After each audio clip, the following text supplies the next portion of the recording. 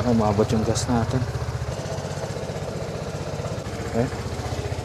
Tara. Ulanin tayo. Matagal-tagal din natin nagagamit itong motor. Enjoyin natin yung weekends natin.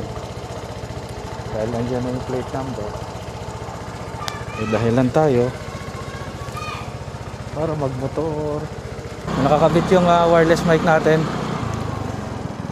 Tingnan natin kung gaano kaganda yung quality. Yung mga previous video natin kasi wala tayong wireless mic. So ngayon test natin. Release na yung plaka natin. Kaya pupuntahan natin ngayon yung Vespa Marikina para kunin yung plaka. Although nagpagawa tayo ng temporary plate. Ang nakalagay doon is yung MB file na nandun sa CR. So nauna kasi yung soft copy ng CR. Kaya nakapagpagawa tayo ng temporary plate. Okay, isip tayo ng pag-uusapan habang nasa biyahe. Iwas inip lang. Para matest na rin yung mic natin, syempre. May pag-usapan natin yung oras. Para kasi nowadays napapansin ng mga tao, kahit naman ako, parang ang bilis ng oras, ang bilis ng panahon, di ba? Sa maririnig mo rin sa kausap mo, sa kaibigan mo, nakaririnig mo rin sa family na parang ang bilis-bilis daw ng oras at panahon ngayon. Bigla-bigla nating napapansin. Parang hinahatak na yung panahon at oras eh. Diba? So, dahil napansin ko nga na parang ang bilis-bilis ng oras at panahon ngayon, bigla ko naisip, simula dati pa, oras talaga yung kalaban ng tao eh. Mas napansin lang siya ngayon. So kung mapapansin natin, kung naglalaro tayo ng basketball or kahit anong sports, pag wala ng oras yung laro, wala ka nang magagawa. Win or lose. End of story. Diba? So, ganun din sa buhay. Kung wala ka ng oras, yun nga, yung dedads ka na, diba? Aminin naman natin, doon naman tayo lahat pupunta.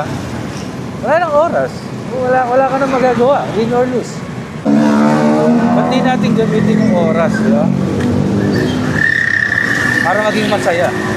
Sa panahon ngayon, napapansin ko, dapat na natin gamitin yung oras. Hanggat may oras, hanggat may panahon, na kaya natin mag-enjoy tayo. Gamitin na natin yun. Huwag na natin para ipagpabukas to. Kung kaya natin mag-enjoy ngayon, mag-enjoy na tayo ngayon. Minsan kasi, dati kasi, nung medyo bata-bata pa tayo, naisip ko lagi, bukas na yan. May bukas pa naman. Paano kung wala na? Lalo ngayon yan, napapansin na nga ng mga tao. Ang bilis na ng oras at panahon. Ano kung wala na? So, nasabi ko rin sa mga kaibigan ko, may panahon at oras para magpahinga. So hanggat may lakas pa tayo, hanggat may oras pa tayo, gamitin natin. Diba? Kung kaya natin mag-double job tayo. Kaya natin mag-diskarte ng iba pa bukod sa trabaho natin, go. Hindi natin syempre kakalimutan magpahinga. May oras din magpahinga. Yun nga, lagi na lang may oras. Sobrang totoo nga yung time is gold. Dati pang kasabihan niya. Ngayon lang nagsising yun. Medyo siyempre, diba? Malapit na tayo sa 50s. Isa nga, tumasagi na sa isip ko mag-retire eh. Okay, so yun. Tuloy tayo. Bigla talagang sumasagi sa isip yung mga makakapanood nito. Gamitin natin yung oras natin. Lalo kung may lakas pa tayo, di ba? Oras at lakas. Hanggat kaya mo magtrabaho ka. Hindi na uso yung tamad ngayon.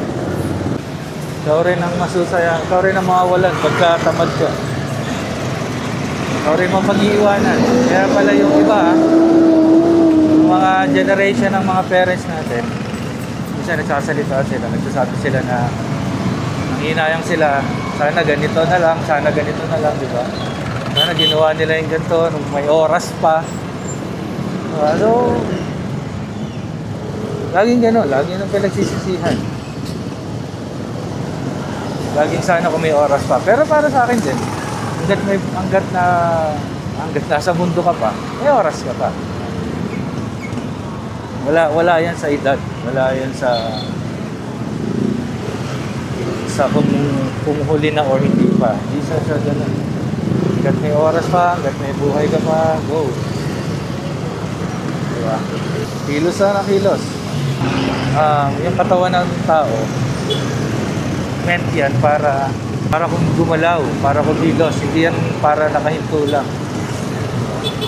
Pero siyempre, dahil kahit 60 ka pa, hanggat may oras ka pa, pwede pa. Gawin lahat ng dapat natin gawin. Friendly advice lang. Kung iba na-realize na yung mga ganitong bagay, well, good for you. Mga hindi pa, mga nakakapanood nito, sila yung mag-benefit ng video na to. Parang advice kasi ito sa mga nagsasayang ng oras. Iba nasasabi na mapagod, sayang yung oras. Sayang yung oras, kung sasayangin yung oras. Para sa akin, kung sasayang na yung oras kapag hindi mo kinilusan.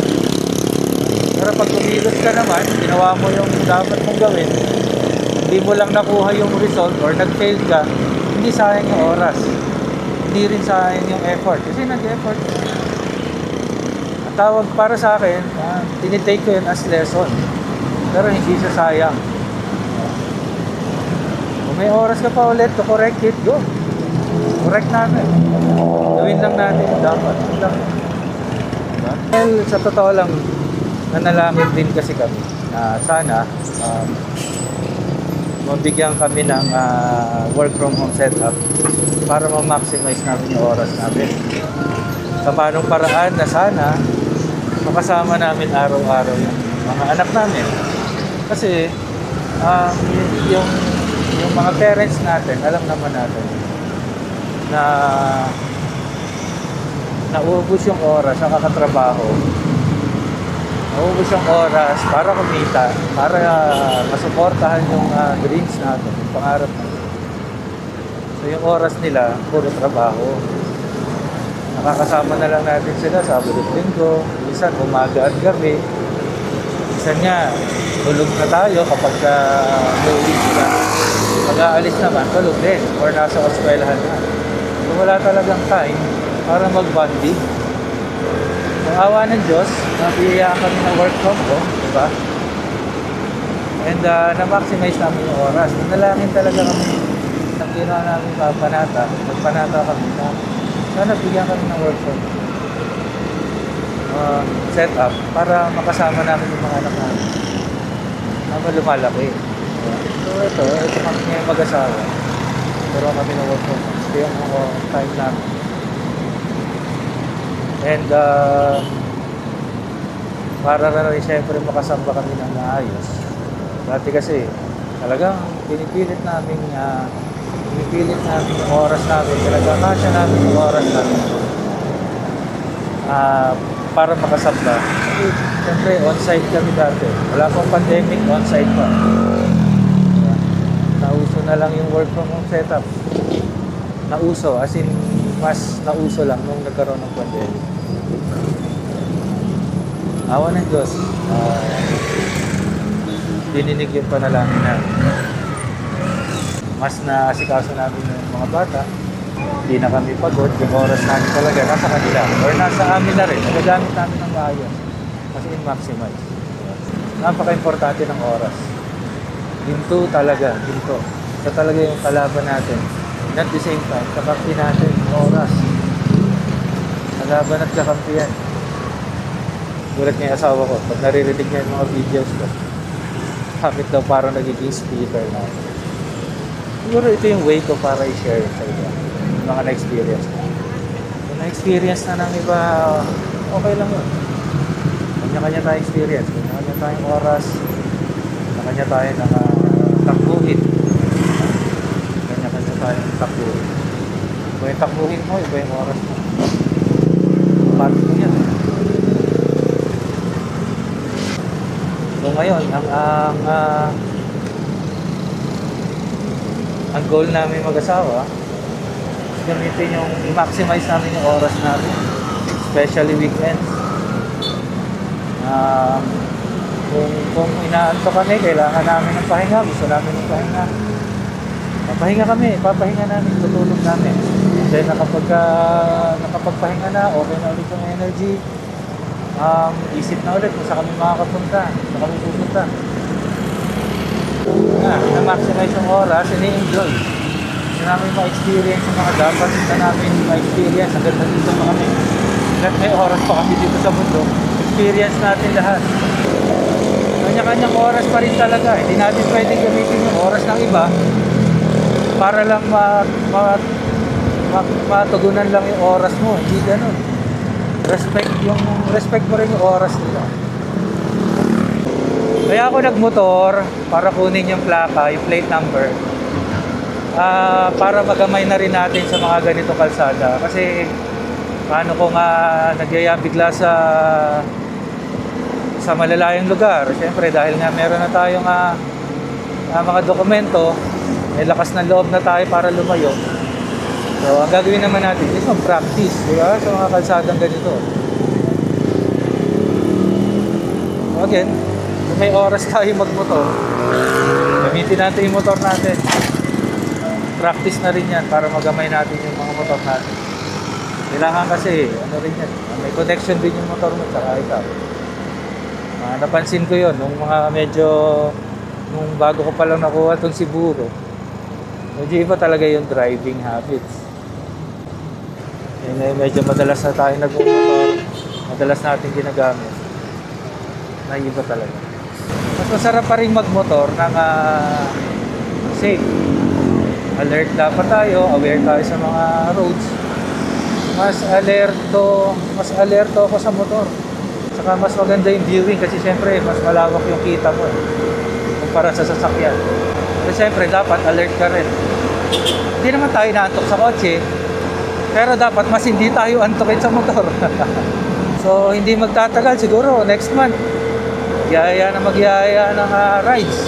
Sana mag-match yung mga oras. Mas masarap kasi, mas masaya, mas masarap kapag madami kayo, di ba? Kasi iba-ibang isip, iba-ibang thoughts ang mangyayari niyan. Kung pag-uusapan nyo, di ba? Experience nyo.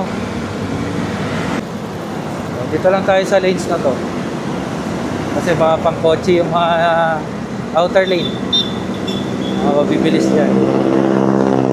Sunod pa rin tayo, di ba? Safety first. Yun yung maganda rin sa hindi ka nagmamadali. Hindi mo hinahabol yung oras mo. Diba? Hindi ka late. Kung may hinahabol ka kasing oras, possible na madali ka para lang umabot sa oras na yun. So ngayon, na-enjoy lang natin yung rides natin. Ganto-ganto lang muna yung rides natin. Right? Masaya naman ako kahit mag-isa, solo.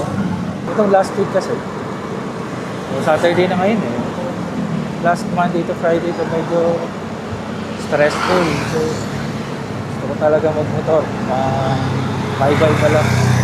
Good thing din na mas nauna yung kotse na i-drive natin kasi gamit sa akin yung side mirror pagdating dito sa motor. Hindi ako yung parang lingon-lingon. Hindi. Talagang side mirror pa rin, parang kotse. Eh minsan pag nasa traffic, marami ako kung nakakotse. Nakapila ako dun sa mga four wheels. Hindi tayo masyado sa bisita. Hindi masyado Hindi ko sasabing hindi ako sa bisita. Hindi lang masyado. Wala lang, na-share ko lang. So tayong shades. Sa mata. Kalimutan ko magsuot. Lapit-lapit na tayo sa Marcos So, ganyan. Let's go. Pang support lang sa hangin saka mga maliliit na alikabok at buhangin. Kasi minsan may insekto, maliit. Ay, maliit na bato, buhangin, sumasok sa mata mo. Baka bigla kang mapapikit. Yun yung mahirap sa nagmamadali. or wala ng oras, wala na silang oras, nagmamadali sila. Kaya wala naman tayo hinahabol na oras. Importante, makarating tayo doon, mapupuntahan natin at makauwi tayo ng maayos. Importante. Marcos na tayo. So medyo maliligalig na yung mga sasakyan dito. Lawak nito eh. Lawak na nito. Nagkaka-traffic pa. Maliligalig pa ng mga motorista. Nagmamadali lagi. Nagmamabilis. Kasi nga wala na silang oras. Late na sila. Yung sinasabi ko sa oras na yun. Peace. Tayo, kalma, relax. Relax lang. Tatawirin natin yung tulay na may Marikina. Bago mag-Petron, kakanan tayo. Ang hirap pag nakasalamin lang kasi yung hangin, pag mabilis ka na, yung hangin pumapasok sa gilid ng salamin. Nararamdaman ko dun sa pilik mata ko. May goggles naman tayong binili, kaya lang hindi ko na suot. Kasi kala ko traffic, baka hindi ko rin magamit ng maayos ng goggles. Sa mga susunod nating rides, kapag alam natin bibilis tayo, goggles tayo. Sana itong video na to, makapagpa-realize sa mga tao na hindi pa naisip yung ganun. Hindi ko sinasabi magpakapagod tayo. Rat-ratin natin yung katawan natin para lang sa oras. May oras magpahinga, may oras yan. Tulog ka, matulog ka. Bigyan mo lang ng oras. Pag-isip mo, gamitin mo ulit yung oras mo. Yun lang yun. Yun lang naman yung mga realization ko sa buhay. Kung applicable sa inyo, good. I'm just sharing my experiences. And kung same tayo ng na-experience, for sure, same tayo ng na-listen. Relax lang tayo sa traffic. Hindi natin kailangan i-stressin yung sarili natin sa traffic. Is naman stress tayo, enjoy na lang natin. Diba? So, I think normal na sa Marcos Highway yung mga ganitong kabising sasakyan. Yung iba sanay na yung stress pa din. Tayo, kahit bihira tayo dito, hindi natin kailangan magpaka-stress. Ganyan na ang bagong normal. Madami sasakyan, madami motor, madami nagtatrabaho, madami gumugraduate, madami nasa kalye. So damihan din natin yung pasensya natin. Sabayan natin sa pagdami ng tao, sa pagdami ng sasakyan, diba? Sabayan na natin sila. Sabayan natin yung pasensya natin. Otherwise, stress tayo. Kaya nagkakaroon ng mga aberya diba? Aberya sa daan. Hindi maganda nangyayari. Dahil sa mga pagmamadali, nauubusan ng pasensya. Diba? Patawid na tayo ng kulay ng Marikina. Hindi na lang, nandun na tayo sa Vespa Marikina. Yun lang yung masishare ko pagdating sa na-experience ko sa oras. Na-experience, naisip ko, mga realization lang pagdating sa oras. Diba? Panahon at oras. Iba kasi na-inspired. Baka lang pwede ko i-share para ma-inspire din iba. Sana. Kasi gusto lang naman natin is makapag-share ng mga positive thoughts. Mga applicable sa buhay nyo. Yun lang yung kunin nyo. Mga hindi, negative, huwag mo na pag-aksayahan ng panahon. Dadagdag pa yun sa isipin mo. Dito tayo sa SM City, Marikina. Ito yung laging nasa Diyos kapag malakas ang ulan. Kapag tumataas yung tubig, mabaha. Yan yung usually nasa Diyos. Mamaya, pag-uwi natin, dyan tayo dadaan. Riverbank. Naman yung traffic.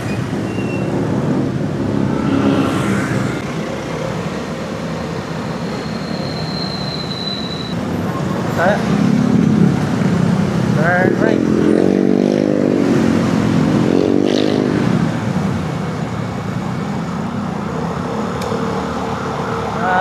tayo.